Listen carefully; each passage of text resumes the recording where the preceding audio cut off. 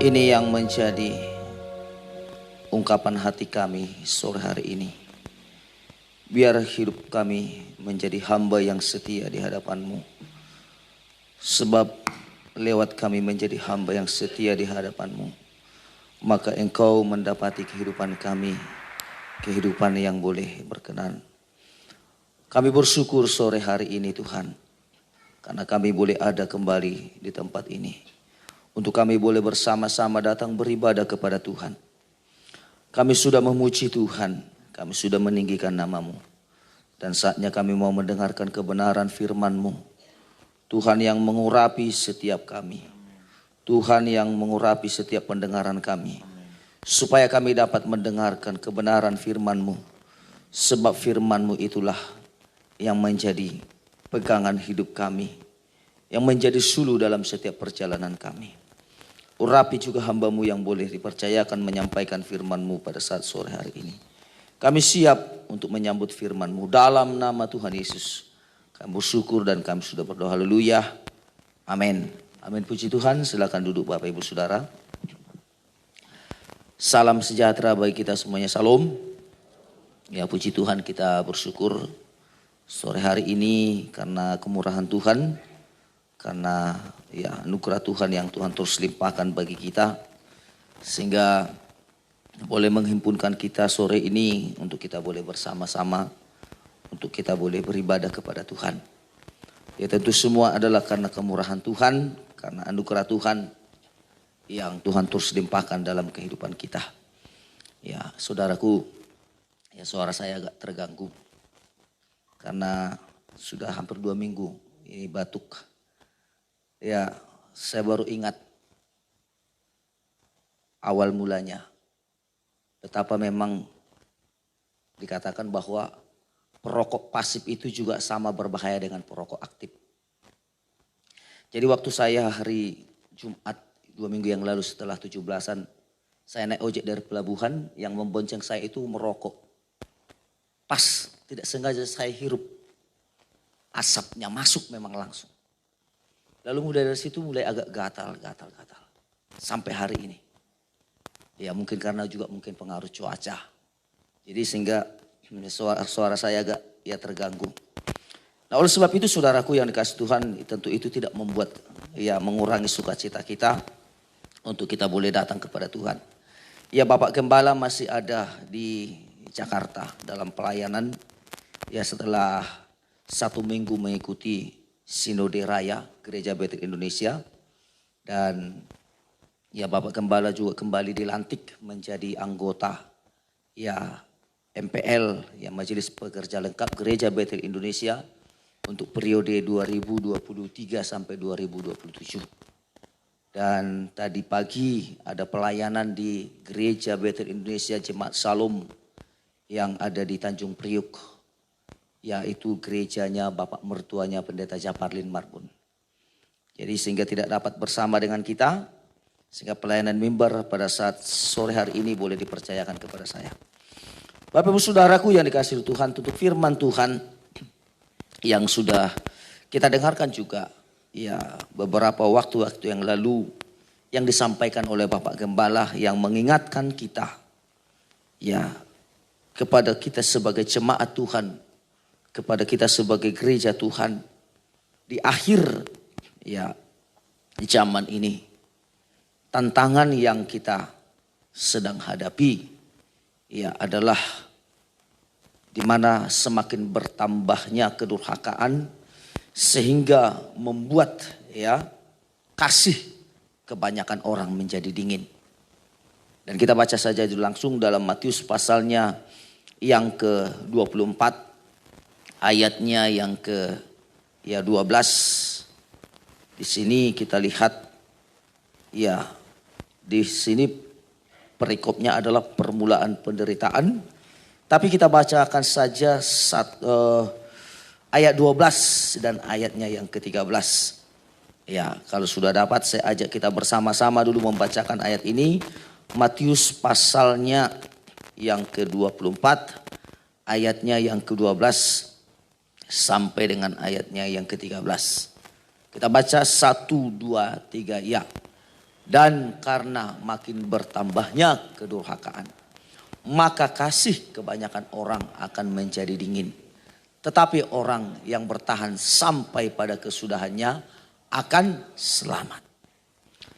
Ya, di sini Bapak Ibu Saudaraku yang dikasihi Tuhan, diingatkan karena makin bertambahnya kedurhakaan, pemberontakan. Ya, bahkan pemberontakan atau kedurhakaan itu bukan semakin berkurang. Dan ini yang mengakibatkan di sini dikatakan kasih kebanyakan orang menjadi dingin. Dalam terjemahan lama dikatakan tawar. Ya. Tawar, dingin. Artinya kalau disebut dingin, tawar tidak ada rasa. Ya. Tidak ada rasa. Dan Alkitab juga mencatat kalau garam telah menjadi tawar, tidak ada gunanya selain diinjak-injak. Untuk pupuk pun tidak. Untuk pupuk pun tidak. Dan saudaraku yang dikasihi Tuhan, Paulus juga mengingatkan juga kepada Timotius anak rohaninya. Dalam 2 Timotius 3 ayat 1 ya sampai 5, Bapak Ibu Saudara boleh baca. Dan inti yang disampaikan di situ bahwa pada masa-masa yang sukar itu dikatakan manusia akan mencintai diri sendiri. Itu sama dengan kasih yang sudah menjadi dingin. Kasih yang menjadi dingin. Kepada 7 jemaat yang ada di dalam kitab Wahyu. Jemaat yang pertama yang ditegur adalah jemaat yang ada di Efesus. Kenapa? Karena dikatakan meninggalkan kasih yang semula. Tentu kalau meninggalkan kasih yang semula, kasihnya sudah dingin. Kasihnya sudah tawar. Kasih yang semula itu adalah bagaimana suasana jatuh cinta pada mula pertama. Kalau seorang jatuh cinta pada awal ya mula-mula jatuh cinta, tentu ada keinginan untuk bertemu. Ya, mungkin yang muda-mudi yang sedang kasmaran, ya, mungkin tiap hari SMS, tiap hari WA, tiap hari mungkin teleponan, mungkin tiap hari video call. Kenapa? Kenapa seperti itu? Karena masih memelihara cinta yang berkobar-kobar. Tapi kalau bagaimana sudah hambar, sudah enggak lagi. Jangankan mungkin SMS, ingat pun mungkin tidak. Nah ini saudaraku yang dikasihi Tuhan, yang menjadi perhatian kita, yang diingatkan oleh firman Tuhan ini. Karena kasih yang semula itu adalah kasih yang murni. Kasih yang semula itu adalah kasih yang tulus. Bukan karena ada sesuatu. Tapi memang betul-betul tulus mencintai. Maka kepada jemaat yang ada di Efesus, ya diingatkan. Kalau Bapak Ibu Saudara boleh baca nanti dalam kitab Wahyu itu. Bagaimana kriteria bahwa jemaat di Efesus itu sebenarnya adalah jemaat yang sangat hebat.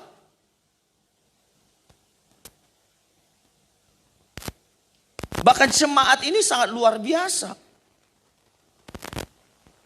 Tetapi ditanggapi oleh Tuhan. Walaupun mereka jemaat yang pada awalnya luar biasa. Hebat. Tapi tidak memelihara cinta.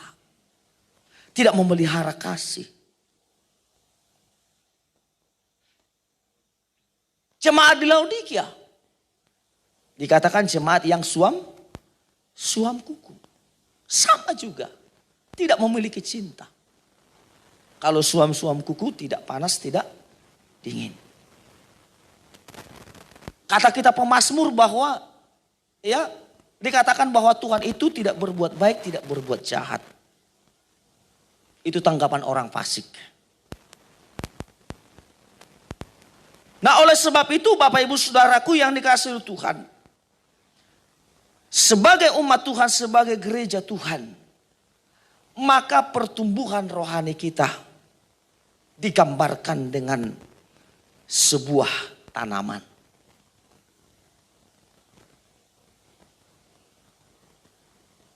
Tanaman. Ya. Maka kita lihat dalam firman Tuhan ada perumpamaan penabur kan? Hati kita ini tempat benih itu ditabur. Di kualitas mana kita? Dari 4 jenis tanah itu. Ada di pinggir jalan. Ada semak duri. Ada yang berbatu. Dan ada tanah yang subur. Dan kualitas rohani kita. Ya, kalau tadi pertumbuhan rohani itu ya digambarkan dengan pertumbuhan sebuah tanaman, tapi kualitasnya adalah digambarkan dengan pohon tertentu. Ibarat sebuah pohon menunjukkan suatu kualitas. Apakah pohon itu menghasilkan buah atau tidak?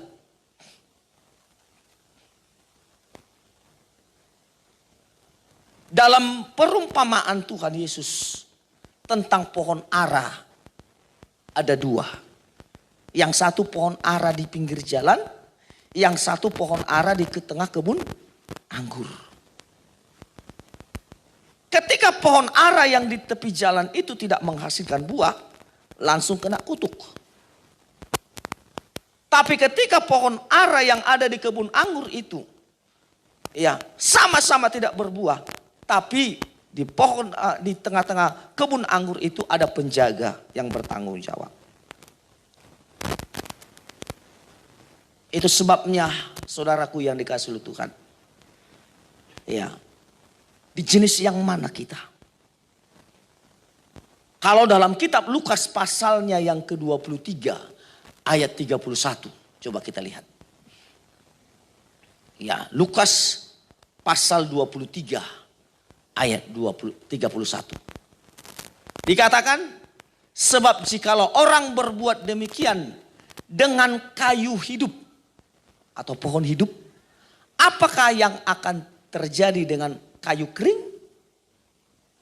Bentuk pertanyaan. Nah, sedangkan kayunya kayu hidup saja, dikatakan di sini, banyak orang berbuat sesuka hatinya. Apalagi kayu kering. Nah, dalam firman Tuhan ini, dalam kitab Lukas pasal 23 ini sebenarnya menunjuk kepada kehidupan Yesus sebagai pohon kehidupan. Yesus sebagai pohon kehidupan saja diperlakukan oleh orang Yahudi dengan tidak baik. Apalagilah manusia yang jauh dari Tuhan. Apalagilah orang Yahudi juga yang dikategorikan kayu kering.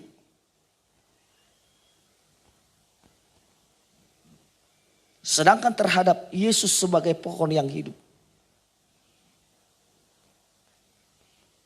Nah, itu sebabnya Bapak Ibu Saudaraku yang dikasihi Tuhan. Ya, Yesus saja sebagai pohon kehidupan, pohon yang hidup yang digambarkan dengan pohon hidup yang punya kualitas yang baik, masih tidak dihargai. Apalagilah kalau kehidupan kita, ya, mungkin bagaikan kayu kering atau ranting kering. Kita tidak akan bisa berbuat apa-apa. Itu sebabnya dalam kitab, ya, Injil Yohanes pasal yang ke-15, ya, dalam Injil Yohanes pasal 15 dikatakan di situ ayat yang ke-5. Ya, dalam Injil Yohanes pasal 15, akulah pokok anggur dan kamulah ranting-rantingnya. Barang siapa tinggal di dalam aku dan aku di dalam dia, ia berbuah banyak, sebab di luar aku, kamu tidak dapat berbuat. Jadi kalau terpisah dari Yesus sebagai pohon kehidupan, tidak punya. Nah itulah sebabnya saudaraku yang dikasihi oleh Tuhan, dari semula Tuhan merancang kehidupan kita sebagai manusia, sebagai milik kepunyaannya, sebagai ciptaannya. Kita ditempatkan di Taman Eden. Manusia pertama itu ditempatkan di Taman Eden. Dan dicipta menurut rupa dan gambarnya Allah. Artinya kenapa serupa dan segambar dengan Allah? Supaya punya kualitas hidup sama seperti Tuhan.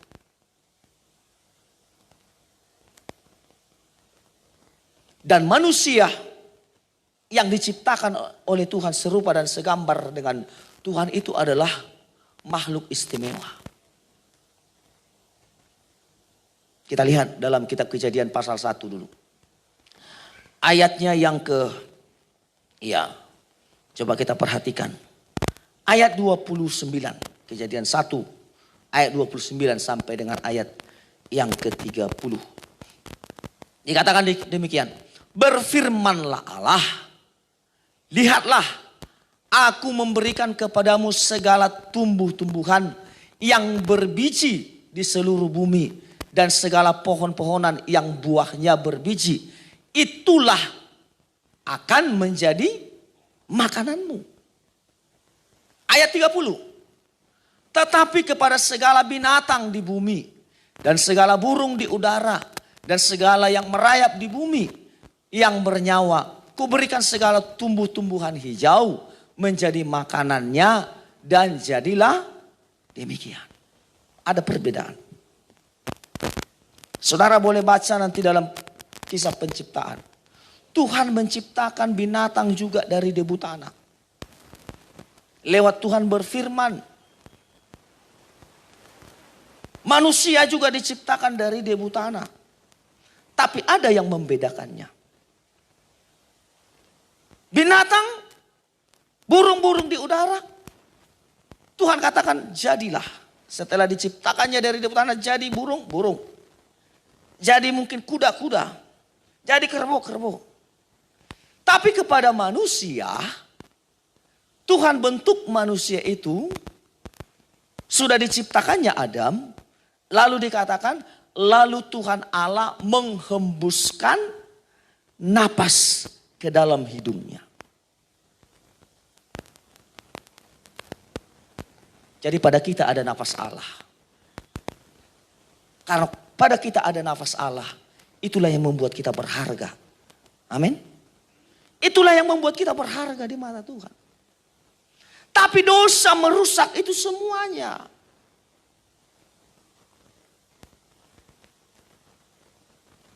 Dosa membuat itu semuanya rusak. Sehingga kata Alkitab dalam kitab Pengkhotbah, dikatakan bahwa manusia itu sama dengan binatang. Itu yang dirusak. Manusia itu dirusak oleh dosa. Padahal di sini kita melihat bahwa sebenarnya manusia itu punya keistimewaan. Makanannya makanan yang berbiji. Dengan bahasa lain itu ada benih di dalamnya. Kenapa Tuhan kasih makanan yang demikian? Karena Tuhan memberikan konsep hidup kepada kita sebagai ciptaannya. Konsep hidup kita supaya kita tetap terus berkelanjutan, berkesinambungan. Dan itulah sebabnya manusia itu mendapatkan anugerah dari Tuhan. Itulah benihnya. Sehingga ketika kita mendapatkan benih itu, itulah anugerah Tuhan. Bagaikan makanan yang kita konsumsi. Maka kita akan diperlengkapi dengan mengerjakan segala perbuatan baik.